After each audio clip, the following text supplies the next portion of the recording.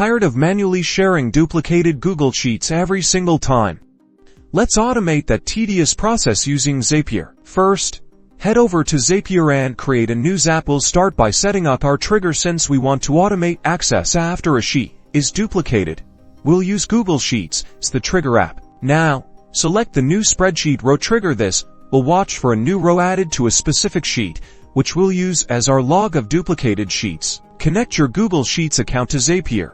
Then choose the Spreadsheet and Worksheet tab. Will track these new sheets. This sheet needs to have columns for at least the sheet name and the email address of the person you want to share it with. It's important to test the trigger to make sure Zapier can correctly retrieve data from your sheet. This helps ensure everything is working before you move on. Next, we'll add an action step. Search for and select Gmail as the action app. Choose the Send Email action. This will allow us to automatically email the user about the new sheet being shared. Connect your Gmail account to Zapier now. Customize the email. Use the data from your Google Sheet trigger to populate the to field with the recipient's email. Create a compelling subject line and craft a message with a link to the new sheet. Finally, add another action step and choose Google Sheets again. Select the action event called Share Spreadsheet. Connect your Google Sheets account to, if it's not already, choose the spreadsheet you wish to share, making sure to utilize the spreadsheet ID that was populated from the first Google Sheets trigger. Then select the permissions,